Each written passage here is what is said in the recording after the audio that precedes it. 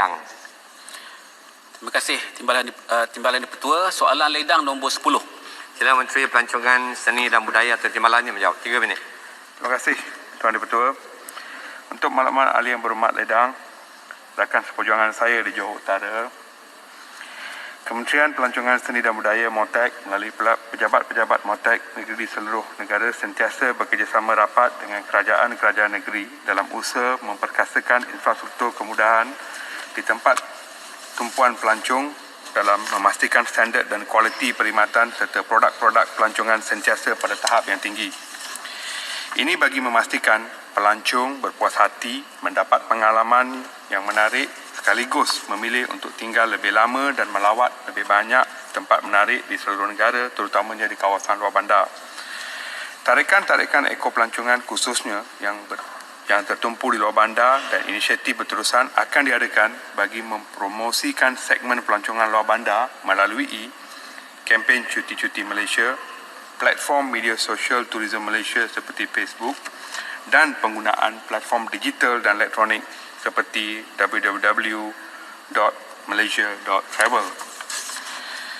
Untuk soalan 10B pula, untuk makluman ahli yang berhormat ledang, peruntukan diterima oleh MOTEK bagi membaik pulih, memelihara, memperkasa kawasan pelancongan adalah meliputi kawasan luar bandar dan juga di kawasan bandar. Pada tahun 2021, peruntukan yang diterima di bawah peruntukan pembangunan bagi tujuan ini adalah sebanyak 153.8 juta. Daripada jumlah tersebut, ringgit Malaysia 57.39 juta telah diperuntukkan kepada 50 projek bagi membaik pulih, memelihara dan memperkasa kawasan pelancongan di dalam negara. Selain itu, pada tahun 2021 juga, MOTEK turut diperuntukkan sebanyak RM20 juta bagi tujuan pemerkasaan sektor pelancongan, kebudayaan dan warisan. Salah satu komponen peruntukan ini adalah untuk bagi 75 projek penyelenggaraan, kemudahan, pelancongan termasuk pemeliharaan dan juga penerangan tapak bangunan warisan yang berjumlah 10.23 juta. Melalui Belanjawan 2021 juga, MOTEK turut telah diperuntukkan 20 juta bagi menambah infrastruktur bagi mempergiat promosi kawasan iaitu kampung-kampung budaya di 4 buah negeri iaitu Terengganu, Melaka, Sarawak dan Negeri Sembilan. Terima kasih. Sila soalan tambahan pertama, ledang. Terima kasih Timbalan Di-Pertua. Terima kasih Yang Berhormat Menteri atas jawapan tadi. Saya lihat bahawa ada kepentingan untuk kita memberikan perhatian kepada beberapa perkara asas berkenaan dengan pelancongan apabila sektor ekonomi sekarang telah dibuka. Jadi kalau kita rujuk kepada Plan Strategik MOTEK 2021-2025 di bawah strategi membangun dan mempromosi produk Bitara bahagian agro pelancongan, apakah perincian pertimbangan pihak kementerian dalam memilih satu-satu lokasi itu termasuk dalam kluster agro ataupun eko pelancongan? Apakah perincian pertimbangan pihak kementerian termasuk dalam kluster agro ataupun eko pelancongan? Dan adakah pihak kementerian ada perancangan dengan di mana adanya peruntukan sekarang untuk memulihara, memperkasa kawasan-kawasan pelancongan, adakah pihak kementerian mempunyai perancangan untuk mempromosi kawasan-kawasan pergunungan seperti kawasan Gunung Ledang yang dijadikan sebagai destinasi agro dan eko pelancongan serta juga destinasi sejarah dan warisan yang terkenal? Kerana kalau di Gunung Ledang misalnya, contohnya tempiasnya ialah kepada kawasan Yang Berhormat Timbalan Menteri juga di Segamat. Jadi apakah kita ambil kira berkenaan dengan destinasi sejarah dan warisan itu sebagai tarikan pelancong, terutamanya adanya kisah Puteri Gunung Ledang di Gunung Ledang. Dan kisah ini dijadikan sebagai satu legenda yang baik, boleh dieksploitasikan sebagai satu destinasi pelancongan. Seperti mana juga kita lihat di Korea Selatan, Timbalan Di-Pertua, di Pulau Nami misalnya. Pulau Nami ini dijadikan sebagai daya tarikan sehingga menjadi lokasi drama Korea iaitu Winter Sonata dan kemudian dijadikan sebagai satu pelancongan, tarikan pelancongan dengan mengadakan Winter Sonata Tour. Jadi itu sebagai satu tarikan yang menarik. Saya rasa sepatutnya kita laksanakan di negara kita. Terima kasih. Sila Timbalan Menteri. Terima kasih Yang Berhormat Ledang. Soalannya begitu panjang, saya rasa ada ABCD dalam soalan itu. Saya cuba jawab yang terbaik mungkin. Pertama sekali Yang Berhormat Ledang mengenai projek-projek bagaimana ianya dipilih bagi penyelenggaraan dan juga sebagainya, pertama sekali bergantung kepada bajet yang diberikan, dan kebiasaannya apabila bajet itu diberikan pada bulan Disember dan juga sebagainya, kita akan bekerjasama dengan pejabat-pejabat MOTEK ataupun turism di setiap negeri, dan permohonan untuk mana projek itu akan datang daripada negeri.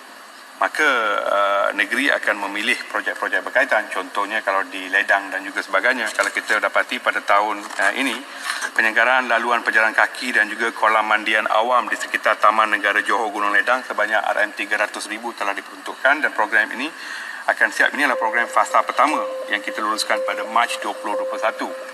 Maka begitu juga bagi tahun ini, apabila adanya bajet dan juga sebagainya, contohnya di Johor Utara dan juga maupun di Segamat, kita sebagai ahli parlimen ni, kita kadang-kadang bergantung kepada kerajaan negeri, esko kerajaan negeri untuk memohon kepada MOTEK.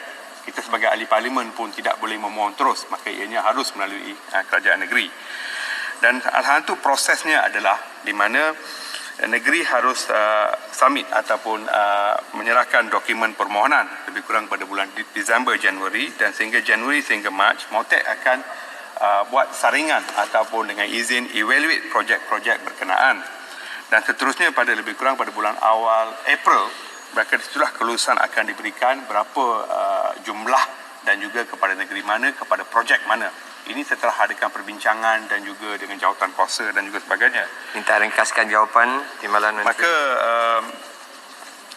yang perkara yang lain yang saudara minta mengenai Gunung Ledang dan juga warisan dan juga sebagainya, saya telah katakan tadi bahawa ianya memang merupakan satu yang penting bagi MOTEK, seperti juga di Segamat, jambatan-jambatan terputus dan juga sebagainya ada mempunyai nilai sejarahnya yang tersendiri. Tuan Yang Dipertua, jawapan yang pendek tapi soalan yang panjang tu ABCD, maka yang tertinggal tu kalau ada saya akan berikan secara bertulis. Boleh? YB Ledang, terima kasih. Soalan tambahan yang kedua, saya jemput Yang Berhormat Tumpat. Terima kasih Tuan Yang Dipertua, dan terima kasih Yang Berhormat Timbalan Menteri di atas jawapan yang agak detail itu tadi. Tuan Yang Dipertua, sebagaimana yang dimaklumkan oleh Yang Berhormat Menteri sendiri di Dewan Yang Mulia ini, bahawa Kelantan secara amnya dan Tumpat secara khususnya mempunyai banyak destinasi pelancongan yang sangat berpotensi untuk dimajukan. Jadi soalan saya berdasarkan peruntukan ataupun bajet Kementerian Pelancongan pada tahun depan, kata silap saya dalam RM1.14 bilion itu, berapa banyakkah yang boleh dan akan disalurkan ke Kelantan dan khususnya ke Tumpat? Dan kalau tak ada data pun mungkin boleh beri saya secara yang bertulis untuk tindakan saya seterusnya. Terima kasih Tumpat. Sila Timbalan Menteri, 1 minit.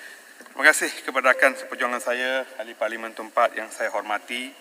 Seperti yang saya katakan kepada YB Ledang, maka daripada peruntukan dan juga sebagainya, kita akan melalui satu proses yang seperti saya telah terangkan. Contohnya kalau di YB Tumpat, kalau di Tumpat itu mempunyai keperluan untuk kita membaik pulih dan juga sebagainya, diminta untuk berhubung dengan kerajaan negeri, esko kerajaan negeri dan juga pejabat MOTEK di Kelantan, dan mereka akan mengenal pasti projek dan apakah keperluan yang perlu dibaik pulih atau memelihara, dan mereka akan membuat permohonan. Maka berapakah bajet itu bergantung kepada keperluan projek tersebut.